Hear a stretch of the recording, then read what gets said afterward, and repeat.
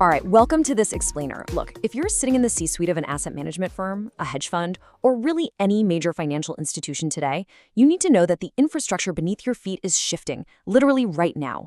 Today, we're going to talk about how oracles and state synchronization are completely transforming tokenized assets.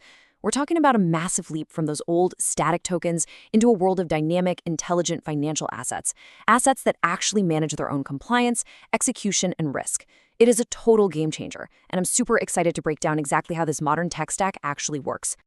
Okay, so here's our roadmap for today. We'll quickly hit the 2026 macro reality, then unpack the three-step engine, and move into identity and compliance automation.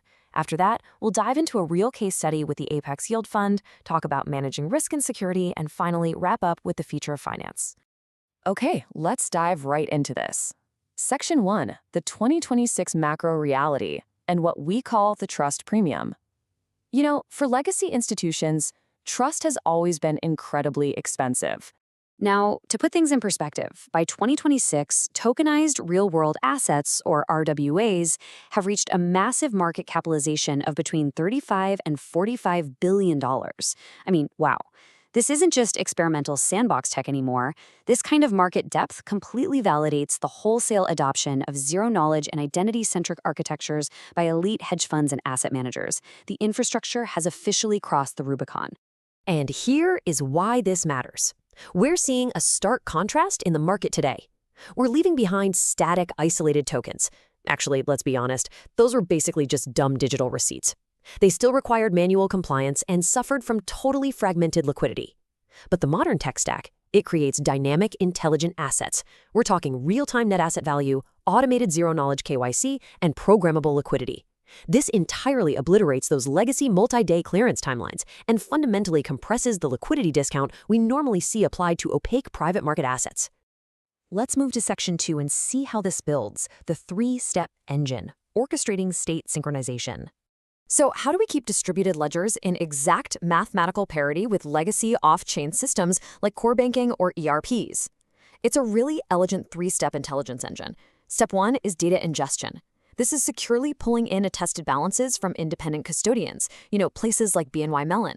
Step 2 is consensus verification, where Decentralized Oracle Networks, or DONs, validate that state across multiple independent nodes so you don't have a single point of failure. And finally, Step 3 is on-chain execution.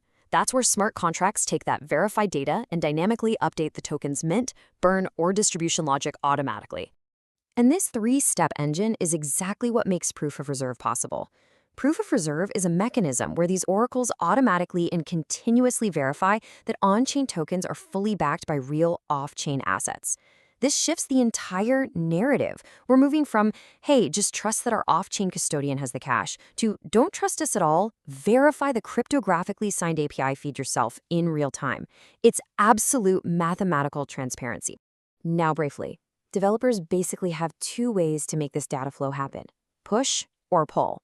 With the push model, oracles proactively broadcast data at set intervals. It's very predictable, but it can get pretty costly in gas fees. On the flip side, the pull model lets smart contracts request data on demand from signed caches. It's super gas efficient, though it does introduce a tiny bit of latency. Basically, you choose the model that optimizes your specific financial instrument. All right, on to Section 3, identity and compliance automation, the concept where code is law. Because let's face it, you absolutely cannot tokenize regulated securities without enforcing the law. Enter ZK-KYC. This allows investors to generate a mathematical proof that essentially says, I am over 18 and I am not in a sanctioned country, without ever revealing their actual name, birth date, or location on a public ledger. For a financial institution, this is huge. If you don't hold all that personally identifiable information in some centralized database, a literal honeypot for hackers, you eliminate the liability of protecting it. Your cyber insurance premiums literally drop to near zero. And what's really interesting about this is how it's orchestrated by systems like the Chainlink runtime environment. It verifies identity using an automated compliance engine and syncs that status everywhere using the cross-chain interoperability protocol, or CCIP. In practice, this means an asset can instantly block sanctioned entities at the protocol level. It enables this amazing verify once, use everywhere reusable identity. A compliance officer updates one central policy and bam, it immediately propagates across all connected on-chain assets. Let's look at the actual bottom line. Section 4, Case study, Apex Yield, the ROI of modern tech stacks. So the crucial point here is the $250 million tokenized Apex Yield Fund. The operational metrics are just staggering. Look at this. Under legacy infrastructure, manual onboarding and KYC cost about $150 per investor. With the modern stack using automated ZK proofs, that plummets to just $2.50.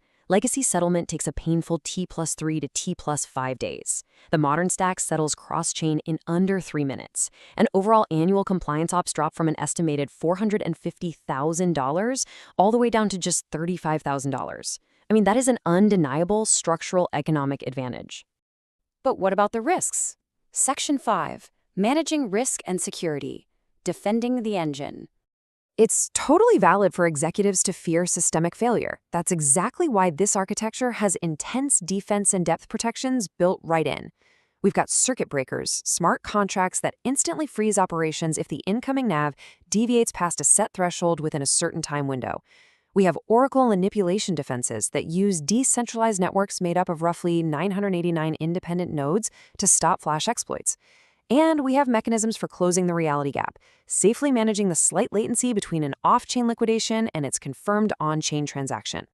Which brings us to our final point, Section 6, the future of finance, the algorithmic shift. And this brilliantly illustrates the permanent shift happening in institutional finance right now. We are permanently moving away from legacy auditing, relying on those retroactive manual quarterly audits by the Big Four. Instead, we're adopting algorithmic, continuous auditing powered by decentralized validation networks.